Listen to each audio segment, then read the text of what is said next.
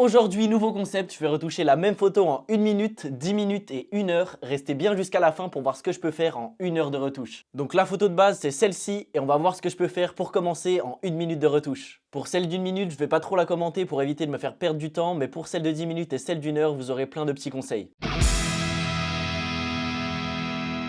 Ok, le timer est là, on est prêt. 3, 2, 1, c'est parti.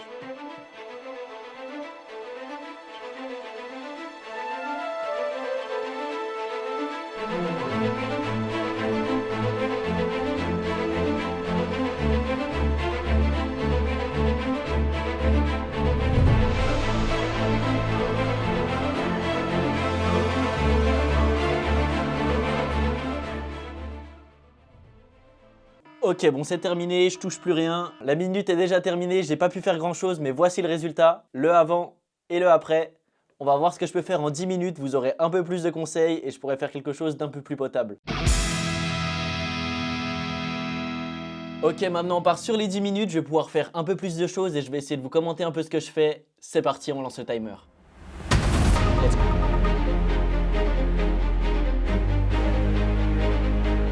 On va faire venir le soleil de devant, comme ça, comme si le soleil tapait directement devant. Et on ajoute un peu de chaleur.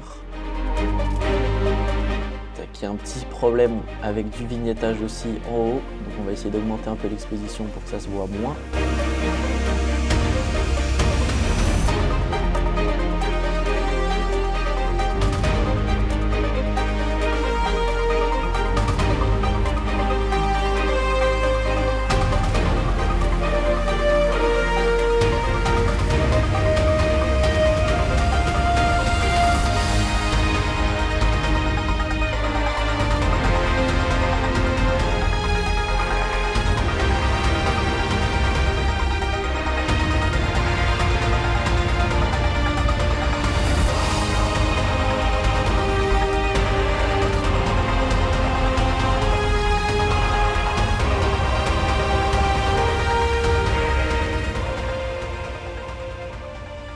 Ok, le timer des 10 minutes est terminé, donc j'ai pu faire pas mal de choses, utiliser bien des masques, j'en ai combien 1, 2, 3, 4, 5, 6, 7, 8 masques sur cette photo. J'ai pu faire beaucoup de choses en 10 minutes, le principal s'est fait sur Lightroom, j'ai pas bougé sur Photoshop, pour celle d'1 heure je ferai plutôt ça. Je vous mets le avant et le après des 10 minutes, et on passe à celle d'1 heure maintenant, c'est parti.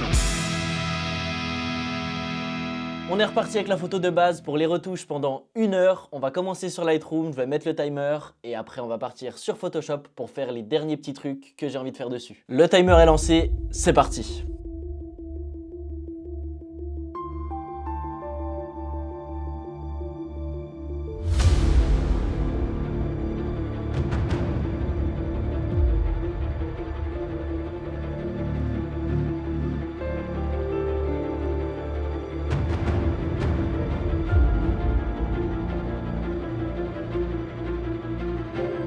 J'ai passé 10 minutes sur Lightroom, on va partir sur Photoshop, faire les dernières retouches là-bas. Maintenant sur Photoshop, j'ai envie de mettre la photo en horizontal, donc ce qu'on va faire c'est aller dans Images, taille de la zone de travail, largeur 10 000 pixels, donc on augmente la largeur et on choisit un arrière-plan blanc et OK. Ensuite avec l'IA générative, on va générer la suite de l'image.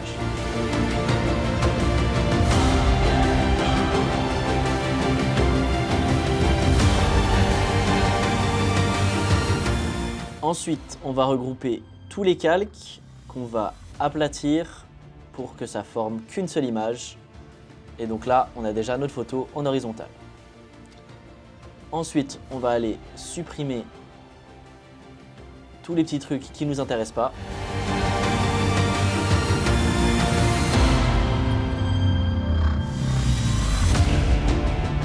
Ensuite, un petit effet que j'aime bien faire, c'est aller sélectionner le sujet de la tête jusqu'en bas de la moto, une sélection assez fine. On va copier, CTRL-C et coller. Et on a la petite sélection juste ici.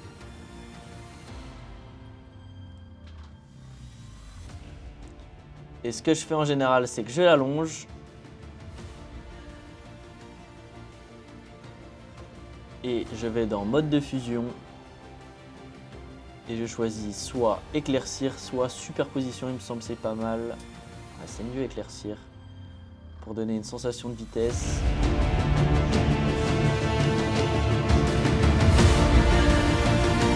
Une fois que vous avez ça, vous allez sur le calque, clic droit et convertir en objet dynamique, donc juste ici.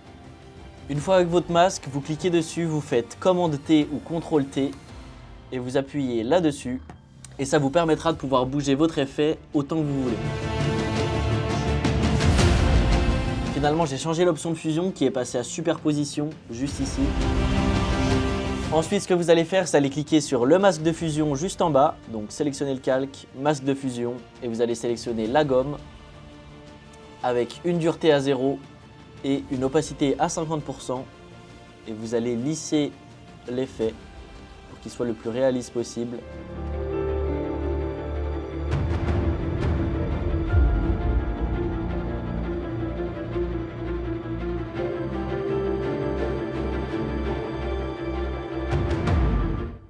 Donc ensuite, ce que j'ai fait pour mettre ce petit fond S1000RR, donc le modèle de la moto, j'ai sélectionné le sujet avec l'outil sélection d'objet que j'ai ensuite transformé en calque, donc en copiant-collant la sélection, donc il est juste ici.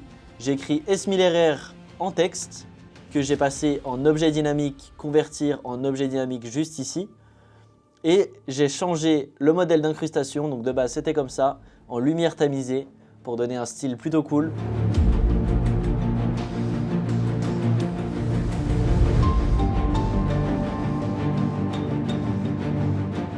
Ok, j'ai essayé de rajouter quelques petits trucs, mais ça donnait vraiment pas bien. Je pense qu'on va rester là pour celle-ci. J'ai même pas eu besoin des 1 heure en totalité. On arrive à la fin du timer. Je suis pas mal content de ce que j'ai réussi à faire en un peu moins d'1 heure.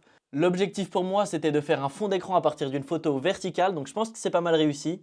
Avec le nom de la moto en arrière-plan. Et si vous avez des idées de ce que j'aurais pu rajouter pendant cette heure de retouche, dites-le moi en commentaire. Donc voici le avant et le après. On a un super fond d'écran pour un ordinateur par exemple, à partir d'une photo verticale. Merci beaucoup d'avoir regardé jusqu'au bout. Si vous êtes encore là, ça me fait super plaisir. N'oubliez pas le petit like, les commentaires et l'abonnement. On se retrouve la semaine prochaine pour un nouveau concept. Et sur Insta presque tous les jours, c'était Gab.